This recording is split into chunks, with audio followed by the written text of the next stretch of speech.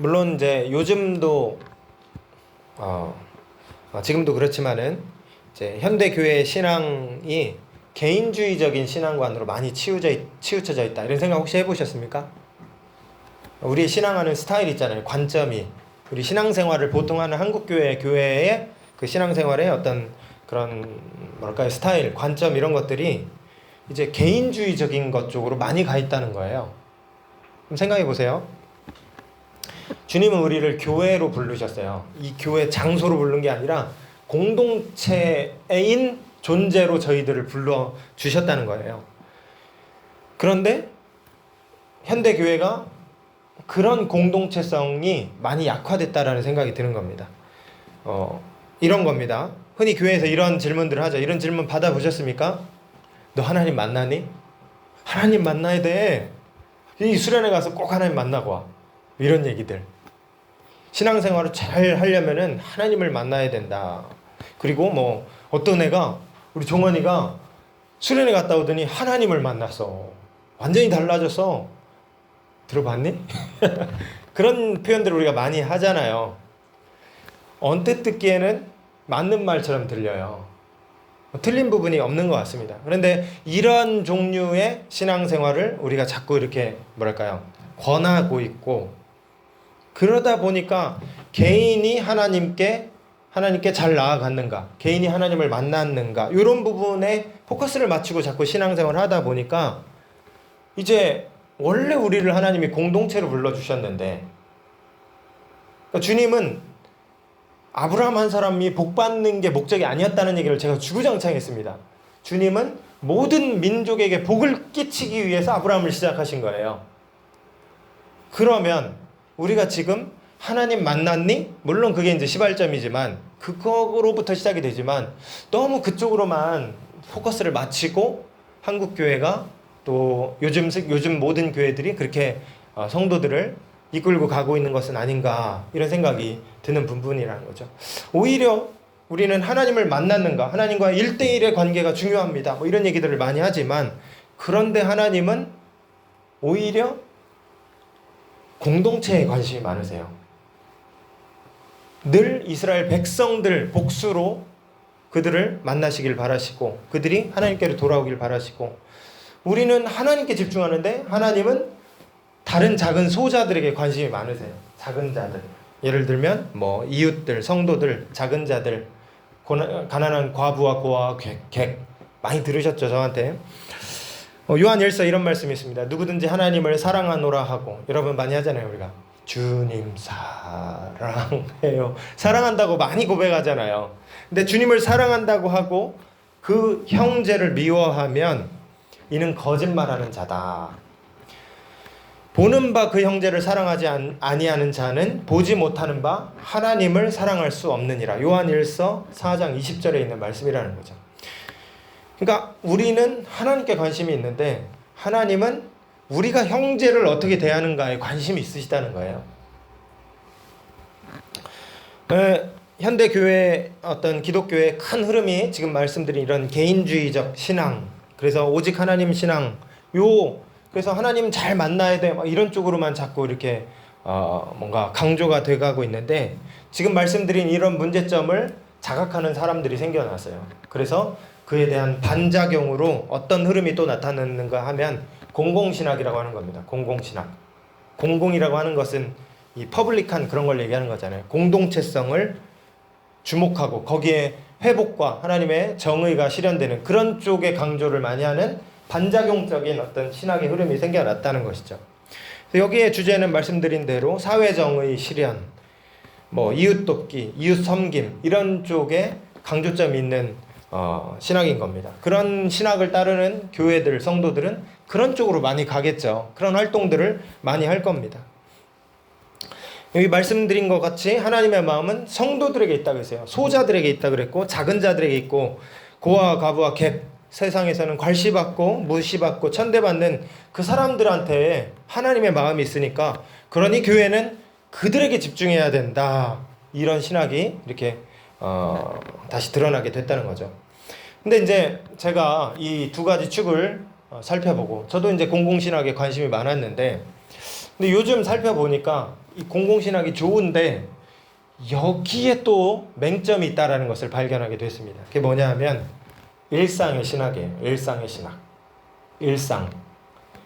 이제 공공신학은 큰 대의 명제들을 쫓아갑니다. 예를 들면 사회정의 실현, 세계 복음 전파, 뭐 이런 거대 담론들을 이야기하는데, 그러다 보니 이것을 자꾸 쫓아가다 보니까 우리의 선조들이 걸어왔던, 신앙의 선조들이 걸어왔던 일상 신학이 있어요. 일상의 신학. 늘상 하나님과 동행하기를 힘쓰고 몸으로 거룩을 실천하는 가운데에 그 실천들을 몸에 새기는 일상의 신학. 일상의 신학. 일상 속에서 제자가 되기 위해서, 그리스도의 제자가 되기 위해서 노력하고 애쓰고 힘쓰는 그런 순종의 삶의 모습들을 잃게 됐다는 것이죠. 여러분, 이 공공신학의 관점에서는 우크라이나 전쟁 희생자들을 위해서 안타까워하고 그들을 위해서 기도해야 된다라는 그런 캐치프레이즈를 외치고 열심히 그 일들을 하는 거죠. 그러나 정작 가족에게 가서, 내 사랑하는 가족들, 형제들에게 가서 내 태도를 돌아보질 못하는 거예요. 부모에게 소리를 버럭 지르고 자식의 마음에 대못을 박는 것 같은 무시무시한 말로 그들에게 함부로 대하는 일들이 공공신학을 따르는 사람들 가운데 맹점으로 드러나게 됐다는 것이죠. 사회, 정치, 경제의 안정을 위해서는 함께 기도합니다. 우리도 기도 많이 하잖아요. 그러나 지금 당장 우리 교회에, 우리 공동체 여기에 재정적으로 어려움을 겪는 우리의 친구들에게는 관심을 못 기울이고 그들에게 당장 내 주머니에서 10,000원도 내주지 못하는 이런 신앙 형태가 맹점이구나 하는 것을 제가 발견하게 된 것입니다. 오늘 본문은 예수님께서 일상의 신학, 우리가 어떻게 일상을 살아가야 되는지 그 태도와 방법에 대해서 말씀해주고 계셔요. 우리가 1집 27절부터 28절 다시 한번 읽어봤으면 좋겠습니다. 27, 28절 다시 한번 읽을게요. 시작. 그러나 너희는 듣는 자에게 내가 이르노니 너희 원수를 사랑하며 너희를 미워하는 자를 선대하며 너희를 저주하는 자를 위하여 축복하며 너희를 모욕하는 자를 위하여 기도하라. 이런 일상의 신학을 우리에게 지금 주님은 명령하고 가르쳐주고 계셨다는 겁니다. 제가 이 본문을 읽으면서 고민이 많이 됐습니다. 원수를 사랑하래요. 원수 같은 사람 있습니까? 으이그 이 왼수 이거 말고 진짜 원수 있잖아요. 진짜 이가 갈려 저 사람만 보면 있습니까? 잘 없죠. 착한 사람들이랑 사니까 잘 없을 거예요. 군대 가면 꼭 만납니다. 원수 같은 그분들이 있었어요. 나를 너무 힘들게 했었던 그 사람들이랑 사는 게 얼마나 정말 힘든지. 그런 거. 또 사회생활 하다 보면 나랑 맞지 않는 사람들과도 우리가 가까이 하면서 살아가야 되는 정말로 원수 같은 사람들이 있는데 예수님 뭐라고 그러냐면 원수를 사랑하래요. 원수를.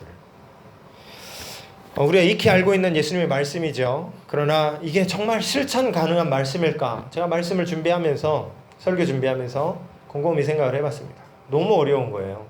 원수를 사랑하라니. 답답하고 또 막막함이 느껴졌습니다. 28절에 보면 모욕하는 자. 이 모욕하는 자라는 것은 욕한다라는, 저주한다라는 원어의 뜻을 갖고 있어요. 우리말 성경에서는 이 단어를, 우리말 성경이라는 번역본이 있거든요. 거기 번역에서는 모욕하는 자를 뭐라고 번역했냐면 함부로 대하는 자. 여러분 함부로 대하는 겁니다. 존중해주지 않는 거예요. 존중해주지 않아요. 함부로 취급해요. 가볍게 취급하고 우습게 여기는 겁니다. 그런 사람을 어떻게 우리가 사랑할 수 있을까? 사랑은 고사하고 욕하지 않아도 다행인 건데 주님은 적극적으로 그를 품어주고 사랑하라, 기도해라, 그를 위해서 기도해라, 그렇게 말씀하셨다는 것이죠. 29절 더 어렵습니다. 너의 이 뺨을 치는 자에게는 저 뺨도 돌려대며 너의 겉옷을 가져가는 자에게는 속옷도 거절하지 말아라, 이렇게 말씀을 했습니다. 여러분, 상대는 지금 선인이 아니에요. 선한 사람한테 선을 다시 돌려주는 것도 쉬운 일 아닙니다. 여러분, 누군가 나에게 선하게 해줬어요.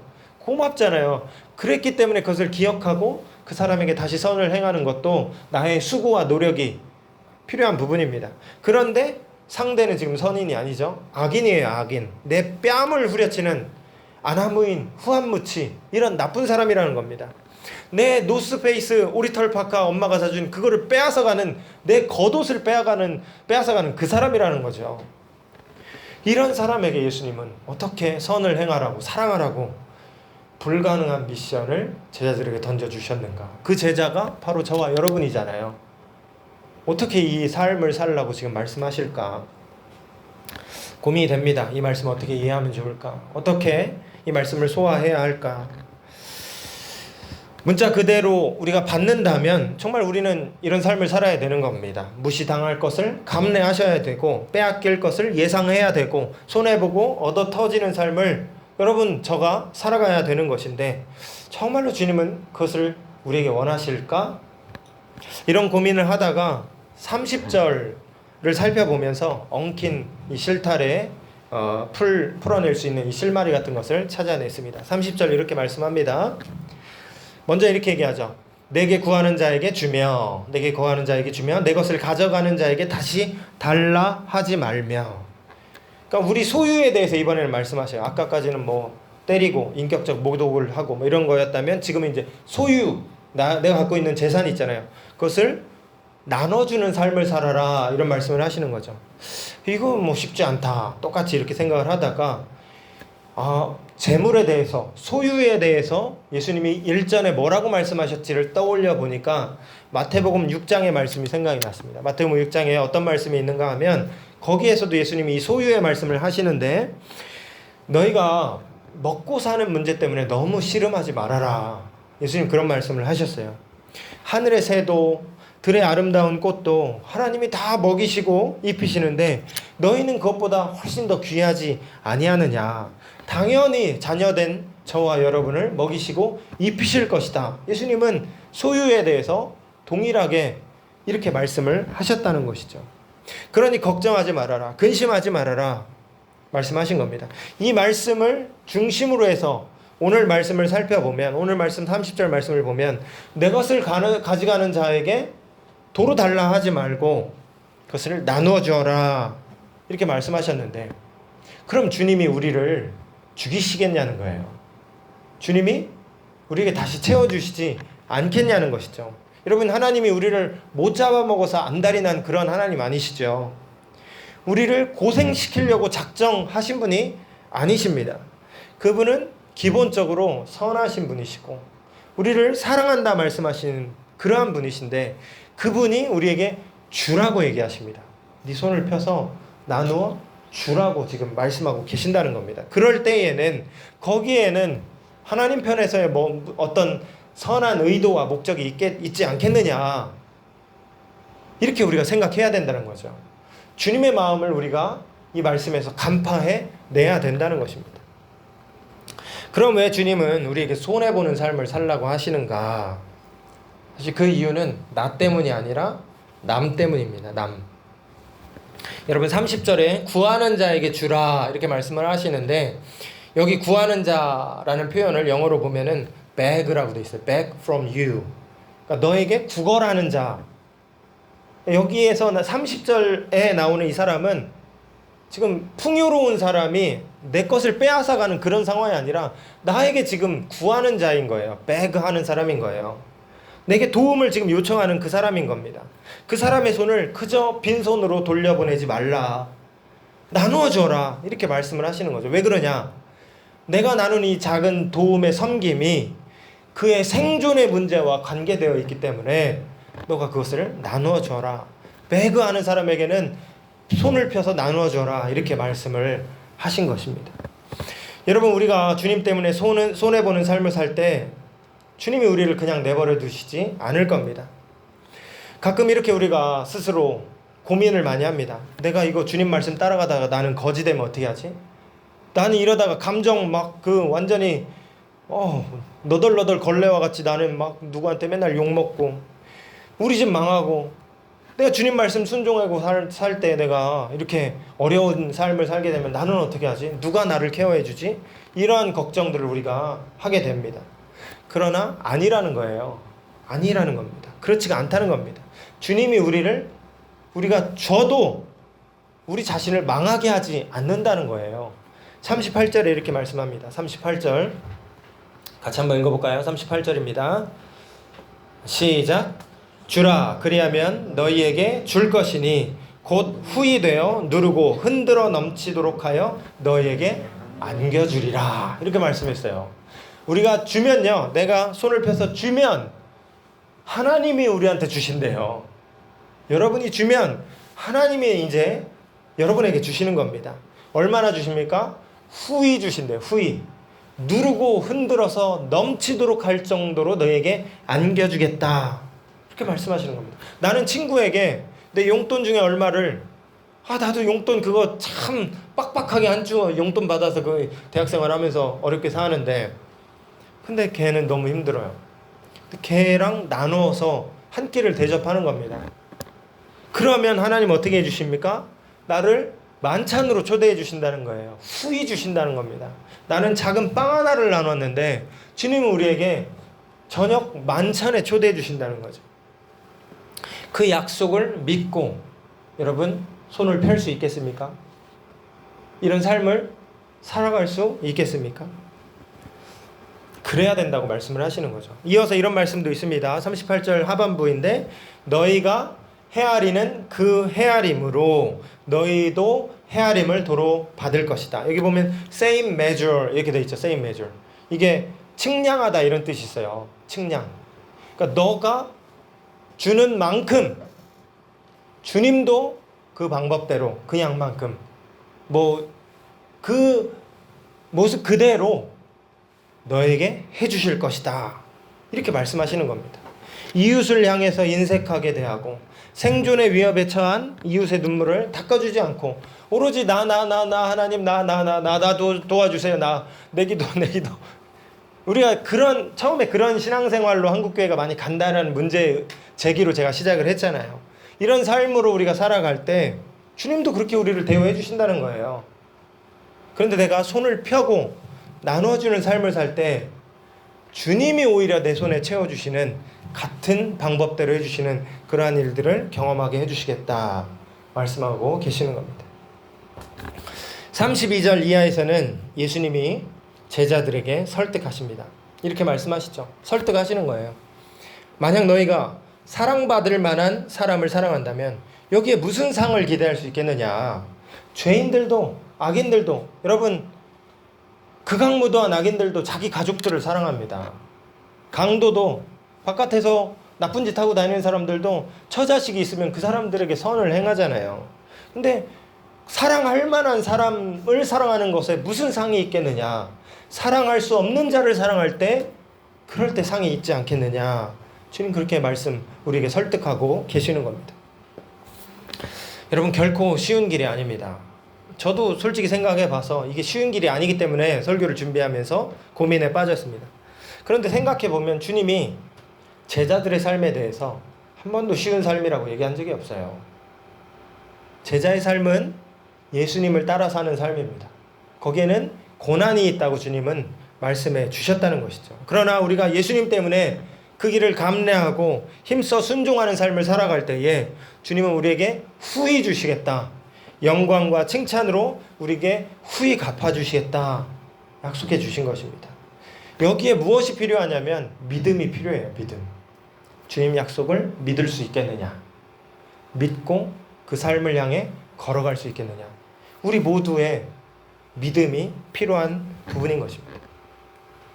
잠시 이제 제 얘기를 하자면 여러분 제가 친절합니까? 친절한 사람인가요? 저는? 한번 평가해 주세요. 평가해 주십시오. 보통은 친절한 편이라고 저는 스스로 생각을 합니다. 그런데 저도 사실은 친절하지 않을 때가 있어요.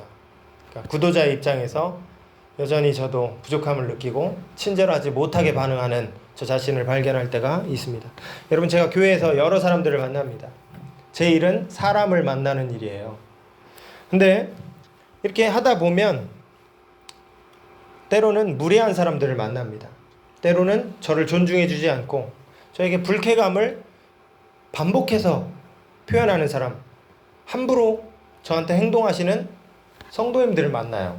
목사님들한테 다 잘 대해줄 것 같죠? 성도님들이. 그렇지 않습니다. 그렇지 않은 사람도 많아요.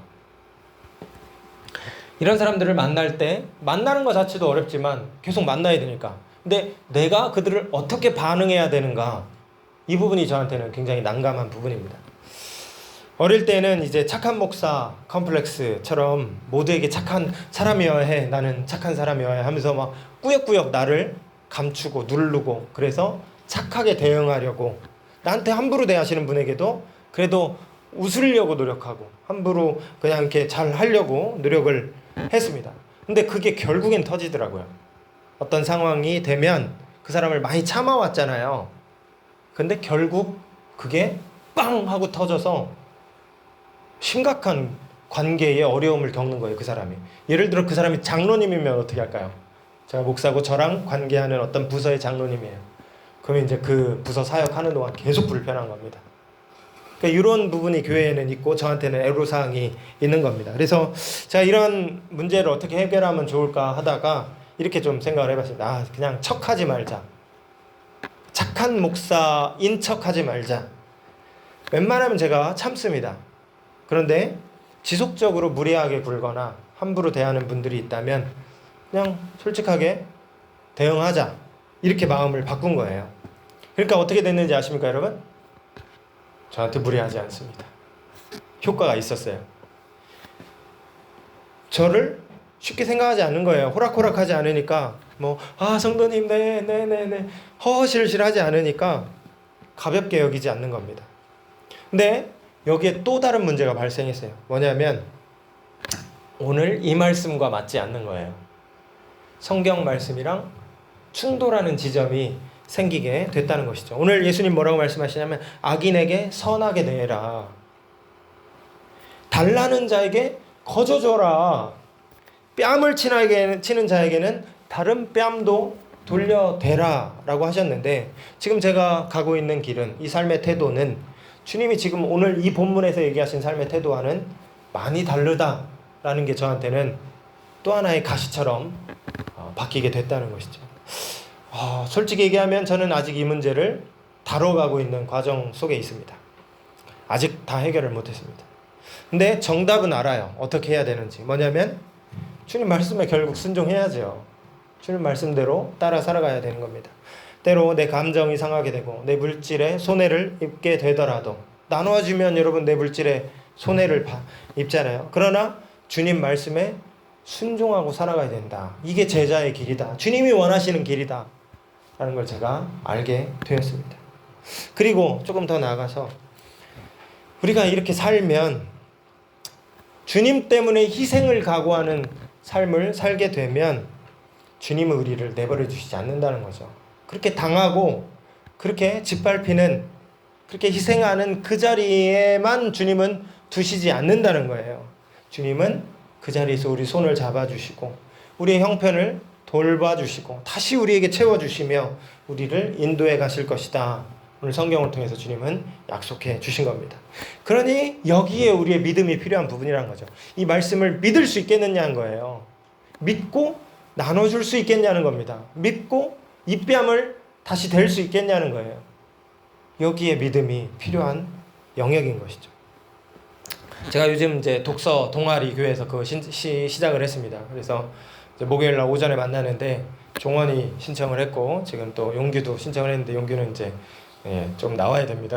이런 상황에 있는데 다른 집사님들 많이 계셔요. 거기에 지금 말씀드린 일상의 신학 관련된 주제가 다뤄지고 있습니다. 제가 이 책 읽으면서 깨달은 부분이 있습니다. 설교 서두에 나눴던 것처럼 우리가 사회 정의라든지 하나님의 정의와 공의를 실현하는 이 성경의 거대 담론에 대해서 이거 우리가 신경 쓰며 살아가야 된다 이런 얘기를 많이 하지만, 사실 이 일을 위해서 내가 할 수 있는 일은 사실 적다, 거의 없다 라는 것도 깨닫게 됩니다. 여러분, 세월호가 침몰해 갈 때 우리가 뭘 할 수 있었습니까? 300여 명의 고등학생들이 그냥 생매장 당한 거잖아요. 수장 당한 거잖아요. 뭘 할 수 있었습니까? 현실적으로. 코로나 때 여러분 여러 어려운 상황들이 있었을 때에 실제적으로 우리가 뭘 할 수 있는 게 없었죠. 물론 우리가 기도하지만 동시에 현실적으로 우리가 뭘 할 수 있는 게 없다는 데에서 무력감을 많이 느끼게 됩니다. 그러나 오늘 발견하는 성경이 우리에게 제시하고 있는 제자의 삶이라는 게 그렇게 거대한 게 아니다라는 것을 깨닫게 된다는 것이죠. 내 주위에 내가 손 닿는 그 거리에 있는 그 사람들에게 선하게 행동하고 살아가라는 거예요. 간 멀리 있는 막 아프리카 저 끝에 있는 그 사람들이 아니라 여러분 손 닿는 거기에 있는 그 사람, 내 친구, 그 사람, 불편한 사람, 그 사람에게 선을 행하고 살라고 주님은 우리에게 요청하고 계신다는 거죠. 우리가 여러분 전 세계의 빈곤 문제를 해결할 수 없다 할지라도 우리는 우리 이웃에게 한 끼의 식사를 대접할 수 있습니다. 우리 구역 식구들 가운데 어려움 가운데 있는 그 집사님, 그 권사님, 그 성도님에게 내가 받은 물질의 일부를 나눌 수 있어요. 온 세상의 슬픔은 해결할 수 없지만 지금 울고 있는 형제 자매가 있다면 그 사람의 손을 잡아줄 수 있고 그 사람을 안고 토닥여줄 수 있는 그거는 내가 할 수 있다는 거죠. 주님은 그걸 하라고 지금 오늘 본문을 통해서 알려주고 계시는 겁니다. 그 일을 통해 주님의 손이 되어라. 주님의 손으로 섬기고 살아가라. 이렇게 말씀하시는 거고 섬길 때 너를 빈곤하지 않게 해주겠다. 너에게 채워주겠다. 그 약속을 우리에게 지금 해주고 계시는 겁니다. 여러분 이런 삶을 우리가 살아갈 때 추가적으로 우리가 얻게 되는 다른 열매가 있어요. 사실은 이게 굉장히 중요해요. 이 부분을 강조하고 싶은데 그것이 뭐냐 하면 그러한 삶의 실천, 순종이 결국엔 나를 형성해 가더라 하는 그 부분입니다. 늘 나에게 한 대로 내가 돌려줄 거야. 이런 태도로 살면 이런 나로 나를 만들어 가는 거예요. 그런데 내가 예수님 말씀을 믿고 섬기고 나누고 참고 인내하고 이런 삶을 살면 결국 그런 사람으로 내가 빚어진다는 거죠. 일상의 작은 습관들이 작은 습관 있죠. 작은 습관. 아침에 일어나서 이불을 개고 이불에 침대에 무릎을 꿇고 하나님 오늘도 시작을 합니다. 이 작은 습관이 결국 나를 제자로 형성해 간다니까요. 매일의 일과를 시작하기 전에 성경을 한 장 펴고 하나 읽고 와 그렇게까지 안 해도 주님이 우리가 늘 동행하시고 함께 하시죠. 그런데 그걸 하는 순간 그게 뭐 나를 이게 아니라 부적처럼 나를 지켜주고 이게 아니라 그러한 사람으로 나는 살기 시작하는 겁니다. 그게 나를 그런 모습으로 만들어 간다는 거죠. 제가 읽은 책에 나오는 인용구인데 애니 딜러드라는 영성가가 이런 말을 합니다. 뭐라고 되어 있냐면 하루를 어떻게 사는가가 바로 인생을 어떻게 사는가다. 하루를 어떻게 사는가가 인생을 어떻게 사는가를 그거예요. 결국 내가 하루를 그냥 나를 이렇게 죄에 그냥 나를 잘못된 것에 그냥 이렇게 뭐랄까요? 그냥 풀어놓고 살면 그런 내가 된 거예요. 근데 내가 지금이라도 오늘이라도 이 시간이라도 다시 하나님의 백성으로 살기로 결정하고 그러한 노력을 시작을 하면 시작이 된 겁니다. 그런 사람이 된 거예요. 그렇게 살아가기 시작을 한 겁니다. 하루를 어떻게 사는가가 바로 인생을 어떻게 사는가다. 여러분 말씀을 따르고자 하는 매일의 작은 습관이 결국 나를 하나님의 사람으로 형성해 간다라는 교훈을 이 책을 통해서 계속 얻고 있고 또 오늘 본문을 통해서도 우리가 그걸 배울 수 있다는 거죠. 매일의 순간마다 주의 말씀을 따르기로 작정하고 그것을 정말로 거기에 순종하고 살 수 있겠는가. 그 말씀을 우리에게 알려주고 있는 것입니다. 마칩니다. 주님은 불가능해 보이는 미션을 오늘 제자들에게 던져주고 계십니다. 그러나 매 순간마다 그 불가능해 보이는 미션을 삶 속에서 행하면서 살아갈 때에 그러니까 작은 순종의 실천들을 우리가 행해 나가는 가운데에 우리는 주님 닮은 모습으로 우리 자신을 가꿔갈 수 있을 거예요. 그리고 주님이 우리에게 보상해 주신다. 넉넉하게 보상해 주신다. 약속하셨습니다. 새로운 한 주가 또 시작됐습니다. 새로운 한 주 동안에 그저 나를 방임하지 마시고 그냥 나를 그냥 그렇게 두지 마시고 새로운 각오와 마음으로 한 주를 주의 백성으로 살아갈 수 있는 저와 여러분 될 수 있길 바라겠습니다. 같이 기도하겠습니다.